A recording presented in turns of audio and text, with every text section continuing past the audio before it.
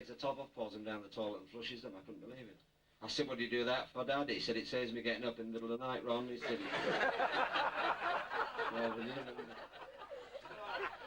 Northern humour, isn't there? Oh, come on, my friend, please. No. Pardon? It's not an act, it's a happening, sir. It's a bit like your jacket that has already happened, right? No, actually, it's super, that jacket. Taylor's got a sense of humour, but it's nice.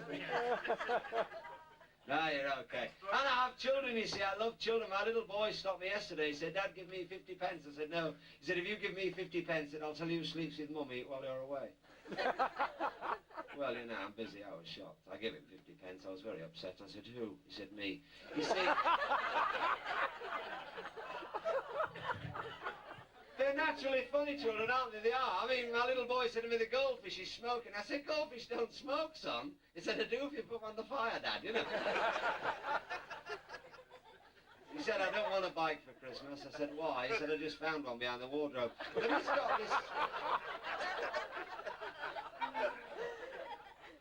It was his birthday, you know, his birthday, and... Cigarettes, could I borrow one? Would you mind? I've left one in the machine, thank you. It's just... It's not for me, it's my friend, I owe him one. There's a cigarette. It's not as big as yours, but keep rubbing it. I am. Well, lovely sense of humour, you really are. Oh, you've got two, man. You daft buggy. Give me it back and give me another one. Fun, put your heads together, make a wooden hut. I am.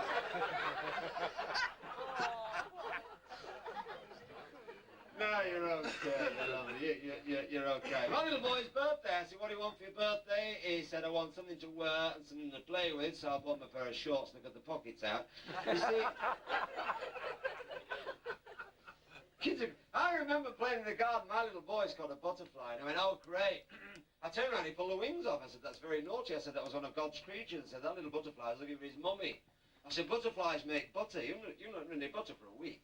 Now, my other little boy's got a plastic hammer and a bumblebee against the side of the garage door. I couldn't believe it. Squashed it. I mean, flat, you know. So I said, that's naughty. That's naughty. I said, that was one of God's creatures, I said. That little bumblebee was looking for his mummy. I said, bumblebees make honey, so you're not any honey for a week. And you're not getting any butter for a week. I went in the house and stood on a cockroach. My little boy said, who's going to tell Mummy? Me or you?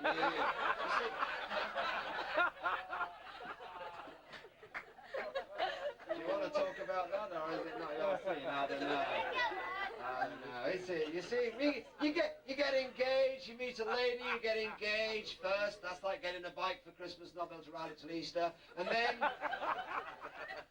the kids come along, you know, and then the sex sort of, well, it's okay, you know, but being honest, and I bought her a thing, you know. You've got one, have you? Yeah. Well, that's broken all the teeth, so I said, well...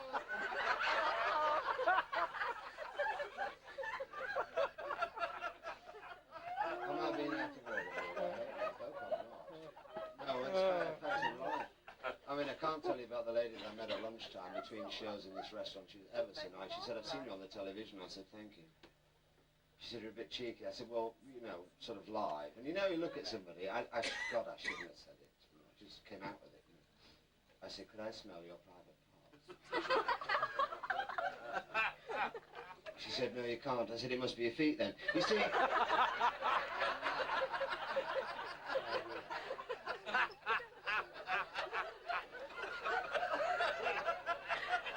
I've been the ship canal.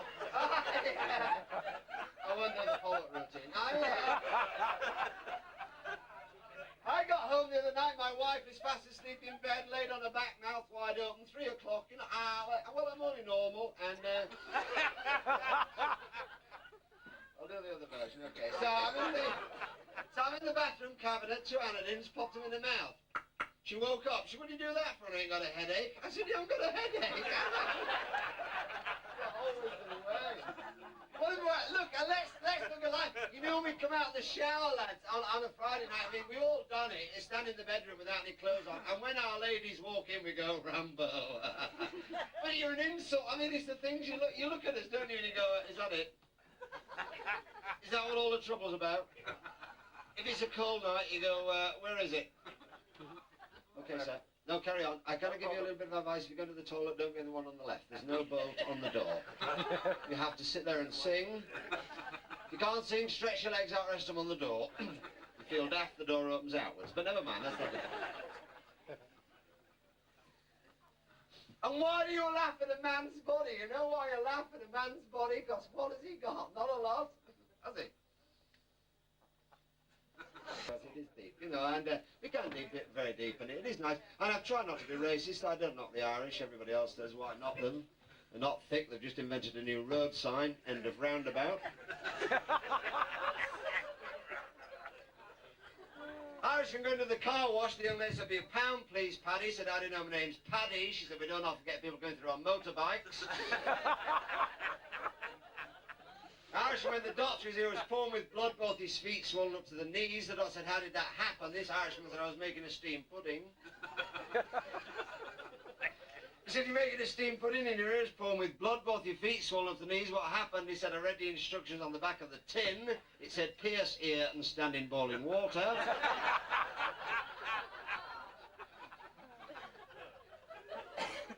So Irishman grouse shot him. Wanted to his mate, "Had a good day." He said, "Good day, nothing." His mate said, "That's ridiculous. The sky was black with grouse. I caught 300. His mate said, "The trouble is," he said, "I don't think I'm throwing the dog high enough." You see, it's only humour, isn't it? It's only a play on words. If you're Irish, I mean you no harm, by the way. I don't mean anybody any harm, this, because it is difficult. Comedy is either black or white, you know what I mean? Ever seen an Irishman robbing a bank? My impression of an Irishman robbing a bank. Now, this is funny. I've seen it before. In fact, it's bloody brilliant. Can you give us a drum roll? No, cancel that. No. Who's a big boy? The band's gone. Come on, Dave. Come on. My impression of an Irishman robbing a bank. What a pro. He knows not to back off the mic and all that.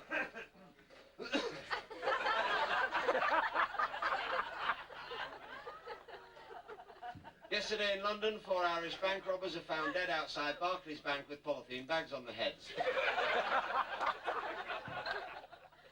The Americans have cracked it. They sent an Irishman and a monkey to the moon, right? They landed on the moon and they both had instructions to read.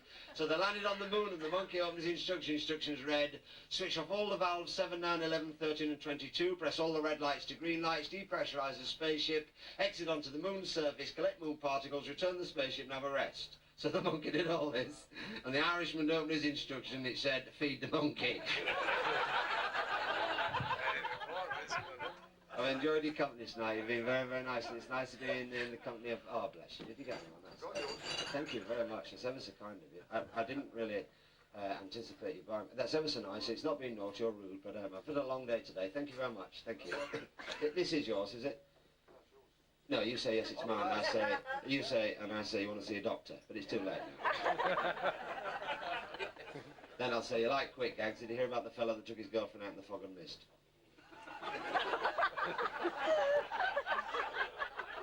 And then I would say, did you hear about the little tiny centipede that couldn't get his leg over, leg over, leg over, leg over? And I say, you enjoyed that? So I said, did you hear about the lorry driver that was driving down the road? A policeman pulled him up and said, excuse me, what have you got in the back of that lorry? He said, tissues. He said, I beg your pardon, what sort of tissues? He said, tinted. He said, tinted tissues in that lorry? He said, yes. I said, what sort of tinted tissues? He said, toilet. He said, tinted toilet tissues in that lorry? He said, yes. I said, how many have you got? He said, 10 tons. He said, 10 tons of tinted toilet tissues. He said, yes. He said, where are you taking them to? He said, Toddington. He said, 10 tons of tinted toilet tissues for Toddington. He said, yes.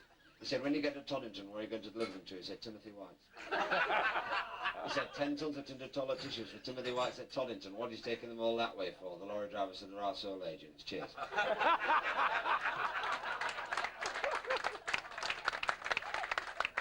It's very nice. Here's to our wives and girlfriends. Let's hope they never meet. You've been ever so nice, and it's a privilege to be here in this nice venue. It's 10 years I died the last thing when of course, Pete had the club, which was very, very nice. I enjoyed the club. It was lovely. Yeah. It was good, wasn't it? I'll never forget the first time I went in there. I said to Pete, where's the toilet? He said, you're in it. And no, it was a super club, but it's nice now to come in here. This really is nice, isn't it? This is lovely, and it'll be super when it's finished. And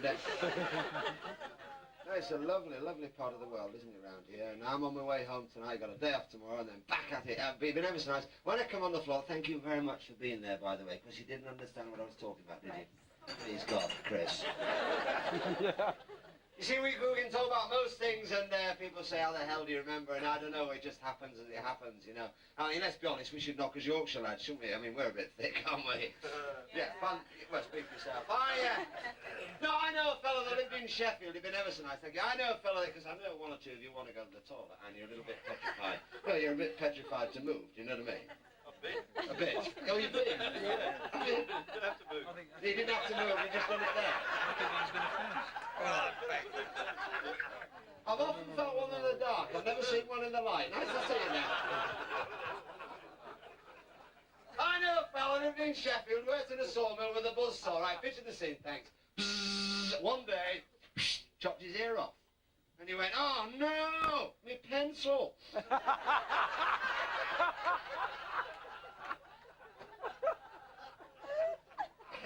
His mate said, what have you done? He said, pardon? His mate said, here. What's this here? He went, no, that's my ear. Where's my pencil? His mate said, well, don't be daft, he said. Don't be daft, he said, pick your ear up, get to the hospital, stick it back on, but an ear is a very delicate instrument. Keep the circulation going, keep rubbing it. So he's going down the road rubbing his ear. And everybody's going, here. Look at him here, rubbing his ear. Now, is that embarrassed? He went in this bar, the barman said, what have you done? He said, I've lost my pencil. The barman said, have a drink. He said, no, I've got one here. He said, well... Don't be embarrassed. He said, put the ear in your pocket, nobody will know it's in here. So he's put his ear in his trouser pocket, right, see? And he's going down the road rubbing it, right, see? This lady came up, she said, stop that, you'll go blind. She said, if I stop this, I'll go bloody deaf, he said. You've been very nice, son. Thank you. Thank you for inviting me, and I hope sincerely that I didn't offend, because it is difficult. Believe you me, it really is difficult. You've been ever so nice, and lots of comics afterwards will sell tapes, audio tapes, video tapes. I don't do any of that. I find it belittling to the format. I sell jars of marmalade. Have a super night. Can I be the first, perhaps? And or not, to wish you a very, very Merry Christmas and a Happy New Year. And if you are driving tonight in this part of the world, this wonderful part of the world, do take it steady. If you see some arrows, stop, form a circle, and wait for the cavalry.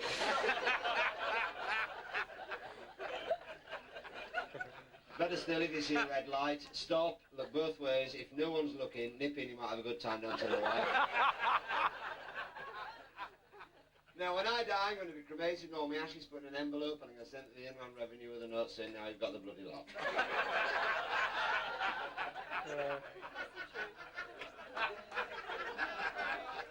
They'll write back and say, it's not good enough, Mr. Martin wanted an arm and a leg. But a privilege to be in your company, Elise. Just remember these famous words, that he who laughs, laughs, laughs, laughs, you know what I mean? And there is an added attraction which Peter's organised, which you don't know about yet, which is rather interesting. We're all looking forward to in the car park at midnight. He's organised the over 85s trampoline championship. I'm the only one that qualifies. They've been really great, and people say, how the heck, you know, after 40, 50 minutes, do you remember all the gags? I don't know, I honestly don't know, and it's something that happens, and so that's it. And I have some tapes, but we're not here to sell tapes, I have to have a good time. But if you want the gags, we recorded it live, or some people did the BBC for me, and recorded it in Bristol. And I think if you go and see the lady at the reception, we'll sort you out. But you've been ever so nice, and thank you very much. And just remember that Adam came first, but then most men do, and... A bird in the hand shoots on your wrist. Now, also, if you're around the Brighton area, you can catch me there till mid-January with Madge and Howard out of Neighbours, and if you're there, it doesn't matter, but if you're going back to the north, please give it my regards. I'll be back there, I think, sometime in February. You've been ever so nice. My name is Ron Martin. It's a privilege.